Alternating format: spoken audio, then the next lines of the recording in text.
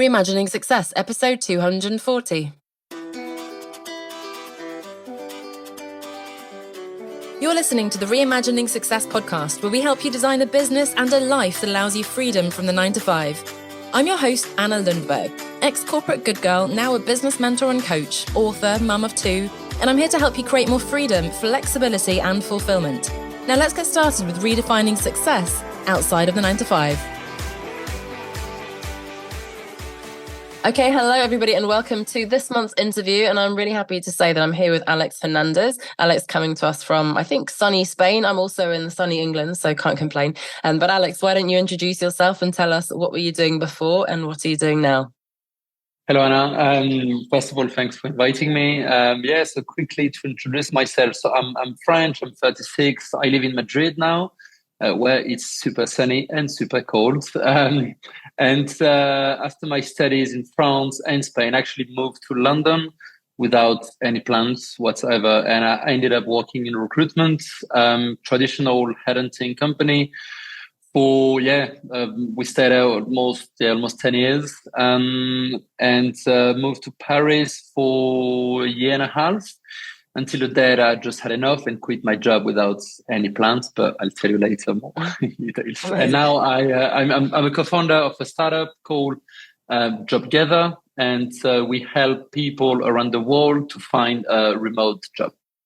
Okay, love it. And you said twice there in your career you've made a big decision without any plans. So if you go back to the beginning, I suppose, what did you study and what were your thoughts at the beginning of your career and moving to London? Is that kind of just how you live your life? You don't have a plan, you see how things go, or how was that? Yeah. I think actually probably the first time when I was 18, one day I told my mom I'm going to go to Barcelona tomorrow without any flat, any job. And I ended up there 4 months working as a waiter in a very cool restaurant. I guess I'm just like this, I don't want to overthink or overplan, things. Just go and see what happens. And I guess, when you try your luck, you end up lucky. And London, so I was already with my wife today. She's Spanish, and we were really bad at English. So we thought, let's go to an English speaking country to learn English. And she got a job in London. So I was like, okay, let's go to London. And I moved there. My English was terrible. And did some waiter jobs for a few months, and ended up working in a recruitment company. Started at the bottom with very low income. I don't actually know how I was living in London with such a bad salary at the time, moved, and got promotion, and ended up being a manager, having like a 40 people team, and they sent me to Paris to become the country manager of the French office. That's what I did. Move there without any plans and try my luck. But that sounds very successful in terms of traditional success. You started at the bottom, worked your way up, manager, moving countries and so on. So you said you suddenly felt that you'd had enough. Talk us through that. What changed over those 10 years, I suppose? Yeah, to be fair, I really had 10 good years with this company. But it was actually, we went on a trip to Costa Rica in December 2019. And I don't know if you've been there, but, they have a very different mindset, what they call pura vida. Just live the life, just enjoy life. And going back to Paris, I didn't like Paris. We just talked with my wife and was like, why are we in a city that we don't really like? Why are we in a job that we don't really like anymore? And let's quit. So the only plan that we had is, okay, let's move to Madrid, let's buy a house, and let's see. But what we didn't know is when we quit, a week later, COVID hit Europe, and the world, and we ended up in lockdown without anything. I didn't even, update my CV, like nothing. And when everyone was telling me, okay, you are in trouble enough, you quit your job, you have no employment benefits, just find a permanent job ASAP. And instead of that, I actually met someone through Zoom through like a recommendation of someone. So he met a guy called Juan, who's not Spanish, he's actually Belgian. And same age, he was a financial director for a big company in Colombia. And he was just going back to Belgium and had enough of his job, so also quit his job. And so we had 2 Zoom meetings of 2 hours, and we decided to start a business together. So obviously, when you start a business, you don't really earn any money, and technically, you do that with someone that you know, that's someone that you trust. But no, instead, we just started a business without knowing each other or even meeting each other. But we still work together 3 years later, and I think that's, for me, it's part of the beauty of the project, that just, taking risks and let's see. And I always thought to myself, what could happen? Okay, maybe that's not going to work, and I'm just going to go back to get a normal job, and that's fine, But I love that you mentioned Costa Rica, because I went to Central America, I think in 2012, and then to South America the following year. There's something about the culture, isn't there? It's very different to the sort of Northern European mentality. I love it too. It's very appealing. I suppose, the podcast is called Reimagining Success. So during that time, did you ever think about what is success? When you were kind of climbing that corporate ladder, were you thinking, oh yes, I'm going to be manager, I'm really successful? When you then quit that, did you ever feel like a failure because you didn't have those things? How did you view success during these different transitions? Yeah, it's funny because even I'm French, and between France and England, there are differences of what's success, in my opinion. And yes, I was really, my first job was in the UK. So I was raised professionally, in England. And success was, get a lot of money, go out, spend, your money, go to Las Vegas, go, all these things. And which I did, and I had a lot of fun doing it. But then I guess when you got older and, I had a daughter, so now I was 31, of course, priorities change, and success or the way you see success changes. And I think, that's normal. That's a good thing. And yes, earning money is good, but if you don't do something that you like, or if you don't live in a city that you like, what's the point?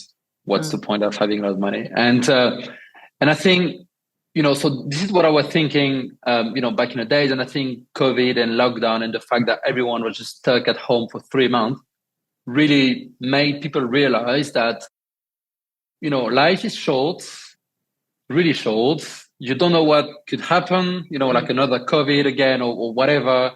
And just don't get stuck somewhere where you're not happy. And again, what's happiness? I think some people try to teach other people what's happiness, but I don't agree with that. I think you have your own version, you have your own definition of happiness. I have mine, and anyone, there are 7 billion people, or 6-something billion people, there are 7 billion definitions of happiness. What I actually did, I don't know if you know the book, the 4-Hour Week. Yes. Tim Ferriss. Yeah, Tim Ferriss. Yeah. I don't like everything about the book, but there are a few good things. And one thing that a guy said in the book is, usually you hear people say, I'm young, I've got a lot of energy, I'm just going to work hard until I'm 50, 55, and then I'm going to do things that I enjoy. And what the guy says in the book is, why don't you do things that you enjoy now, when you are 30 or 25? And it really resonated in me that, what's the point of waiting? Now you're young, you have kids, you can do things with them. We went to Costa Rica with my daughter. She was 2 years old. And I guess a lot of people would have said, that's crazy. You can't go to Costa Rica with a 2-year-old kid. And we all had a pretty good time.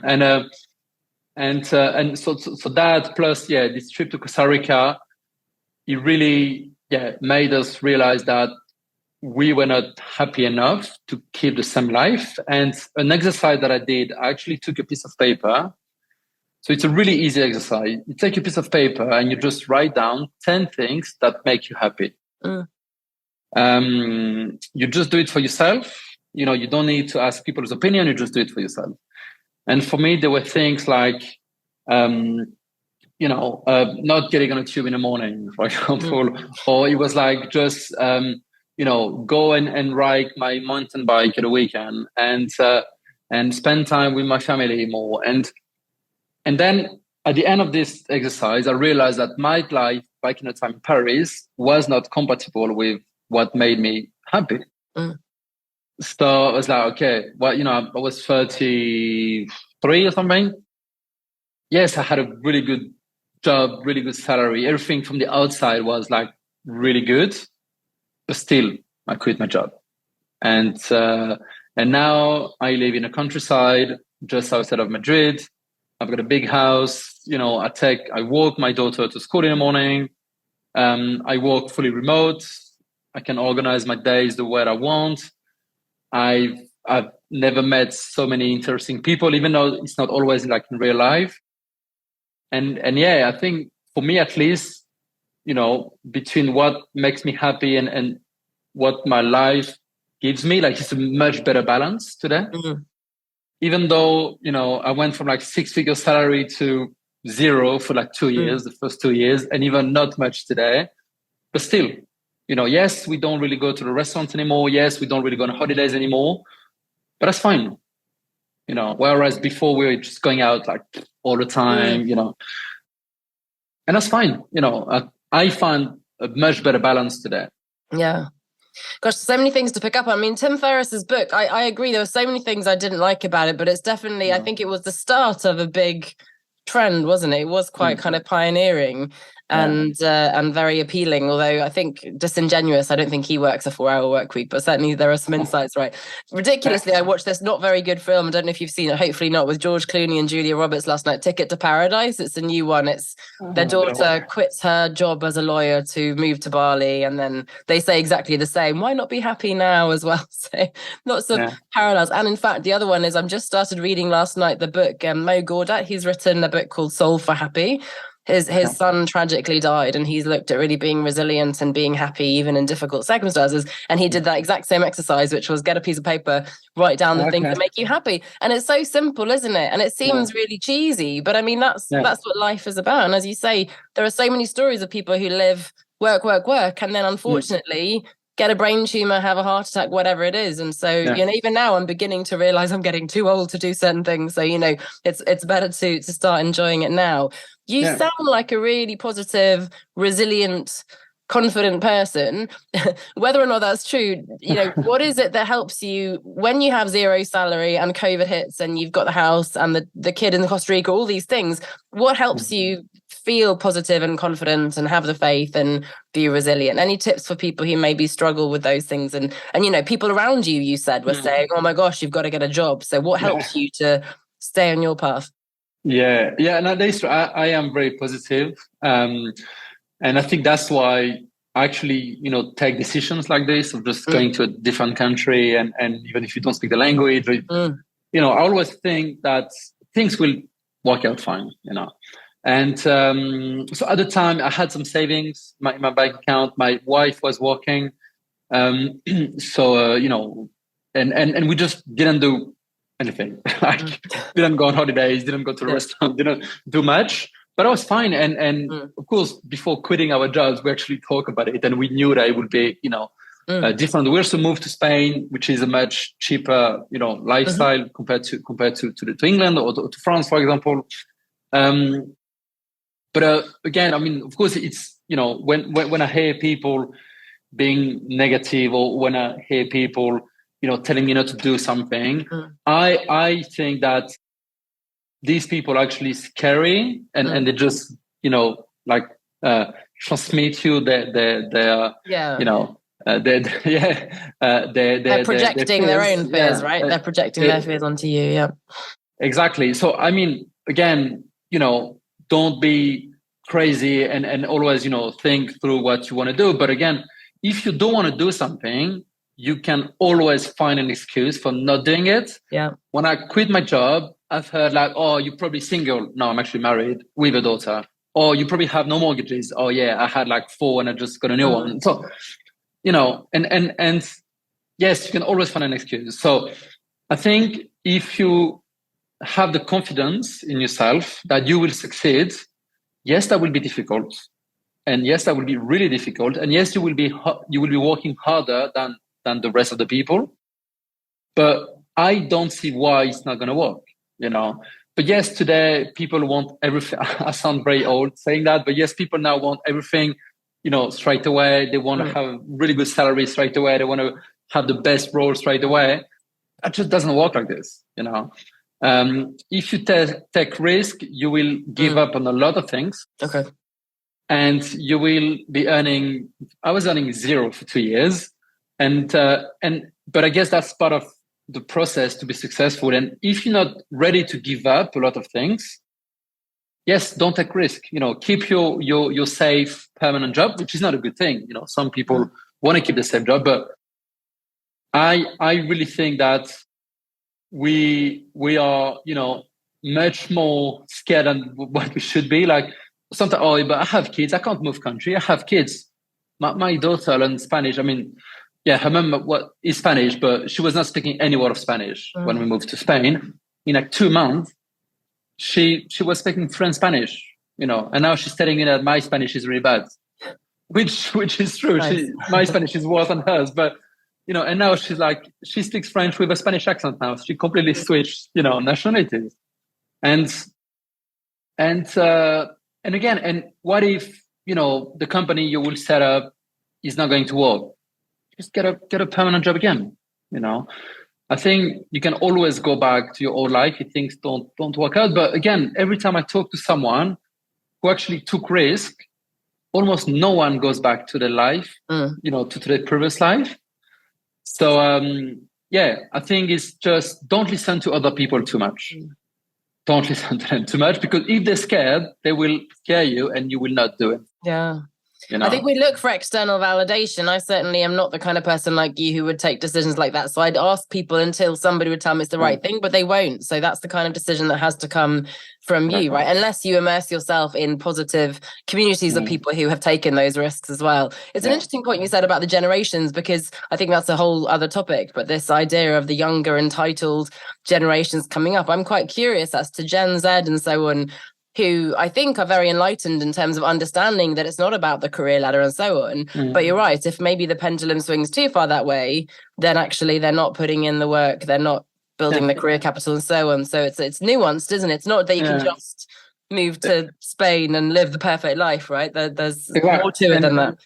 Everything you see on social media, that's why I'm not on Instagram anymore, I'm not on Facebook anymore. Because it seems like you're just gonna, as you say, get a plane ticket to Bali and you will become like a digital nomad doing marketing and earn like $1,000 a day. No, that's not going to work like this. You will be struggling for 2 years. You will be eating rice for 2 years because you're going to have no money. And that's reality. And yes, moving your life, you will probably go back to, earn less, maybe not travel anymore. But if you're ready to accept it, and again, if your priorities are not the ones that you had before, if you want to have more time with your family, why does it matter if you actually earn 20% or 50% less than before? So I guess, and again, you can't have everything. You just can't. You just can't have everything. So set up your priorities. Accept the fact that you will struggle. You will work hard, and the gains won't be immediate. You will, for me now, it's been like 3 years now. Now the company is doing good and I'm earning a bit more money. So now we can do, maybe going out a bit more and stuff, but it's a long process and a lot of people, could give up. I think so. Absolutely. I mean, most people give up in the first year, right? And I think, as you say, to actually get to 3, 4, 5 years in is takes a lot of grit and persistence. Coming to your business then, I think that's incredible that you met a guy on Zoom twice and then decided to become co-founders, because I've only ever heard perhaps negatively bad experiences of co-founders, and I have a bit of a bias towards having my own business. But can you talk us through the business model a little bit in brief? What is the business and how have you been building over the last 3 years or so? Yeah, I mean, we as any startup, we change a lot of times, the business model, but no, when we actually talked for the first time, so he was coming from he was a financial director, so very different background, and I came from recruitment, but we both agreed that, so we were both 33 at the time. We both had a really good job, 6-figure salaries. From the outside, everything was perfect. But we both quit our job because we were not happy enough or happy anymore about our job. And what made us like click and really connect was the fact that we wanted to help people find a job that like a meaningful job for them. Because when you talk to people, it really seems, I don't really have the exact figures, but it really seems that I would say probably 2/3 of people are not really happy at work. Whether it's because they feel that their job is meaningless, whether they are commuting for 2 hours every morning, there are always reasons, but it seems that people are not really happy at work. So we were like, okay, let's try to build something to help people becoming, happy at work. Because at the end of the day, that's where you spend 7-8 hours a day. You spend more time with your colleagues than with your husband, wife, or kids. So if you do something that you don't like for 40 years, it's going to be really long. So we first had like a matching algorithm helping. So the algorithm was applying to jobs on your behalf anonymously. So we had that product for a year and a half. We made some mistakes along the way. That was the first time we started setting up a company. And what happened is a year ago, exactly, January 2022. So we had a business running for 14 months, but we could see all these flexibility, remote, concepts, we could hear that a lot. And what we did, we actually talked to around 1,500 job seekers. And we asked them just one question. What is for you the most important criteria to look for a new job? 70% replied flexibility. Like the majority meant remote, but some people also mentioned the 4-day week, unlimited holidays, flexible hours. People want more flexibility, and people would rather take flexibility over salary now. And at the same time, these people were telling us, I want flexibility, I want remote, but I just don't know how to find it, because the way the job platforms work is, let's take your example, you want to find, I don't know, whatever, marketing position, you live in London and you want full remote. If you type that on the main platforms, you will find English-based company offering remote in England, which is fine. But why limiting yourself to work for an English-based company where you could potentially work for a Japanese company, an American company, a French company, whatever? Because remote work has no borders anymore. So what we build and what we launch in June, so it's been 7-8 months now, is a search engine dedicated purely to remote work. And it's not based on the company's location anymore, it's based on the candidate's location. So if I retake the same example, you live in London, you are looking for a marketing position, you will be typing marketing England, and you will see job offers from companies able to hire you from England. Whether the company is American, Colombian, French, doesn't really matter. And at least the only pure remote jobs, they're not hybrid positions, it's purely remote. And 6 months later, we have 1.5 million visitors on the website. We have companies from a lot of different countries, sponsoring the offers. We have 70,000 remote job offers on the website, and really helping talents find a job remotely, but also helping companies find talents remotely. And is it the companies who are paying then? You said they're sponsoring, or do candidates also pay? How is it monetized? The candidate doesn't pay anything. Okay. It's free for the candidates, and it will always be free. The companies are paying to sponsor the job offers if they want. Okay. And actually us, we are also a remote company. We are 22 people. So now we are 2 more founders. So we are 2 in Spain, 1 in Belgium, and 1 in Colombia. These are the 4 founders. And we have people in Australia, Thailand, Dominican Republic, Venezuela, Italy, Portugal. Yeah, we have a lot of countries, a lot of people in a lot of countries. And do you have investors? Yeah, we do. Yeah, we have business angels, mostly from Belgium. And but yeah, we are really global company, and that's what we want to be, and we want to keep working with companies from a lot of different countries. We want to keep and traffic. We have traffic from Asia, South America, North America, Africa, Europe. We really have a global traffic as well. And funnily enough, we mentioned marketing as a job there, and we talk about, you said that you're not on Facebook and Instagram. So I'm just curious, in terms of, do you build your brand as the founder, or is it more about the platform? How do you see that from a branding and marketing perspective? So for me, I only use LinkedIn, and I use LinkedIn a lot, and I build my brand on LinkedIn. So I would just publish every day. As a company, we do marketing on Instagram, Facebook, TikTok, LinkedIn. These are the four main platforms that we use. But I'm not in charge of marketing, so I couldn't really give you much details. No, but as the founder, because I know you mentioned before we started recording that you spoke at a conference, for example. So is that something, are you around sort of evangelizing the concept of remote work and so on?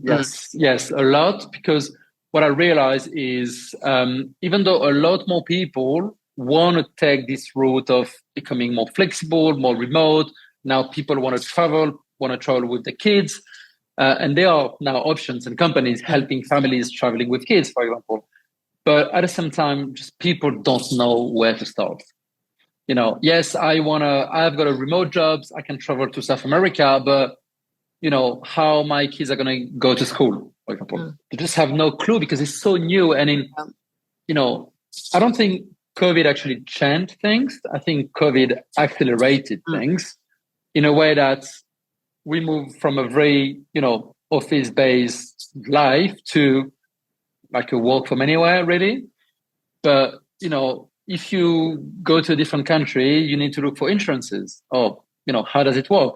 How to get a job there? How to get a house? How to get a school? So I really want to, help people get to understand how to take this new life, which is, everything is possible. It's not too complicated to get this remote life. You just need to find the right tools and the right companies to help you out. So that's why I'm communicating a lot about it. Right. Well, it's just the unknown, isn't it? Because it just feels a bit scary to people who perhaps don't have your same sense of throwing themselves into the unknown and not knowing really. And for me, again, it's been 10 years now since I quit. And initially that was a huge, scary decision, but it's very easy over time. I mean, my comfort zone has changed now, but it's easy for that to shrink again because having been nomadic for some years, I then settled down in London. We're now building sort of our dream home and I've got children, and it's easy to forget that whole world of possibilities. So it's good to have that reminder. I guess final question in terms of, we talk about remote work and that balance and so on. What does your working week and life in Spain look like with your daughter? How many hours are you working? Sort of, how do you set it up? I work a lot.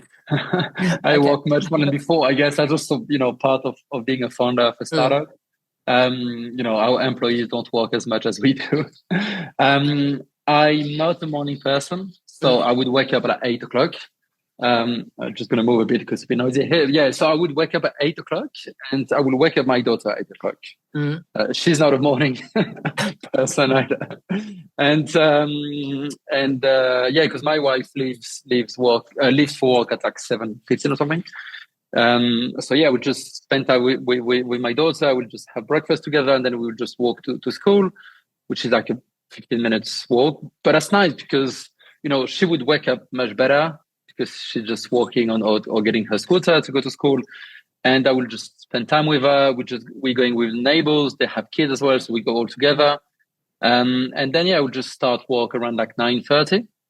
And people know, you're not going to reach out to me before 9:30.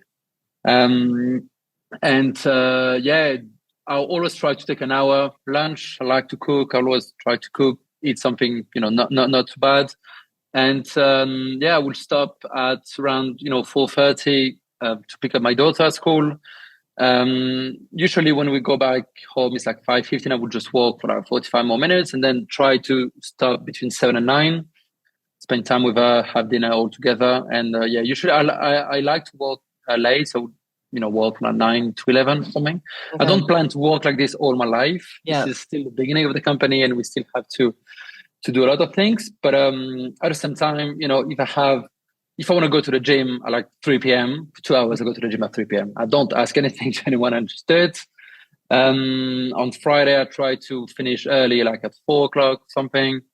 And what's good is, for example, on over the weekend, I was in Lisbon with my friends, and I arrived quite early on Friday morning. So I just walked remotely from Lisbon until my friends arrived like 2 p.m. So yeah, I really walk the way I want, you know, and that's cool, you know. I try to take holidays. Sometimes, you know, I feel tired. If I don't have any meetings, we'll just take the morning off because I need to. And I guess that's a big perk of, you know, working remote, and we have like unlimited holiday option at a company. You just take days off when you need them, you know. Yeah. So, I mean, you say you work really hard and hard on the employees, but it still sounds quite nice, you know, starting work at 9:30, being able to take time off, having the flexibility. Yeah. So it's a slower pace than if you were doing those same hours, I suppose, in London. I have friends who are stressed, hate their work, working late into the evening after kids' bedtime and so on. And that sounds very different to the way you're describing your life in Spain. I mean, exactly. When I say I work probably in terms of hours, like longer hours than I was working in London or Paris. But in London, for example, because we were starting at 8 o'clock and I had an hour and a half tube journey, I was leaving home at 6:15. Yeah. And same in the evening. So I was leaving at 6:15, going back probably like almost 9 o'clock, just no time for anything. And now, because I would structure my days the way I want, and at the end of the day, I will spend more time with my family. I will go to the gym. I would, you know, once per week, I usually go to the co-working in Madrid to see people and see friends. And yes, so I'm working longer hours, but at the same time, I'm doing a lot more of my personal stuff, you know.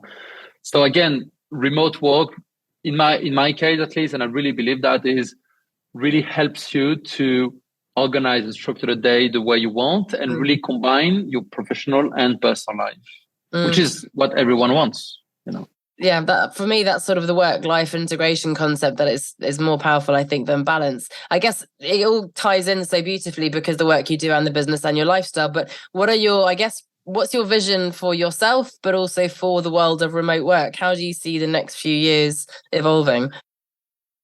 I mean, first of all, we would like as a company to move to the four-day week. Because there are many, you know, surveys showing that you actually don't lose in productivity and the same work is done. So we really want to move to that. Regarding, you know, the future of work and remote, yes, full remote is not for everyone. I fully accept that, especially for younger people. They usually, you know, live in smaller places. You know, if you live in a very small studio, you don't want to be, you know, stuck in it like all day. And they also need to get, you know, to learn, and they maybe want to be next to the managers to learn more, which I fully understand. But in my opinion, is today a company can't force people to come to an office 5 days a week. Agree. You know, and I think the future of work will be, you know, much more choice.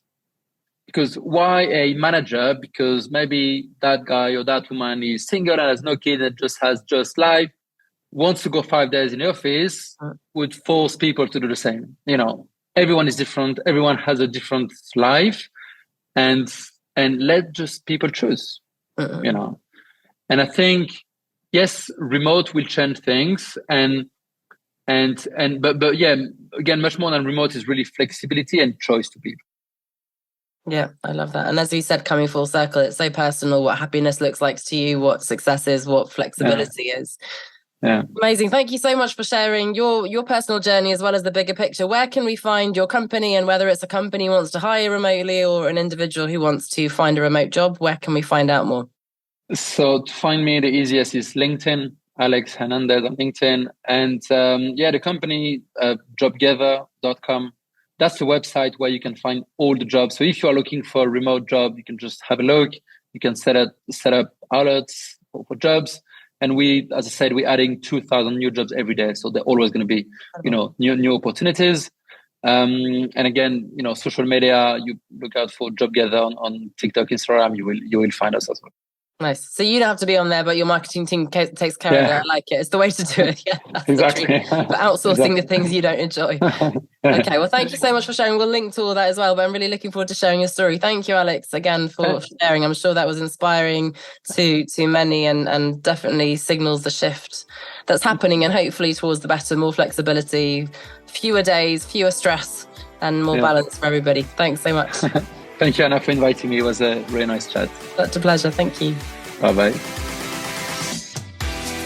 The Outsiders Business Academy is a self-paced course for you to work through in your own time to learn and implement the foundations of building a profitable business that lets you escape the 9-to-5.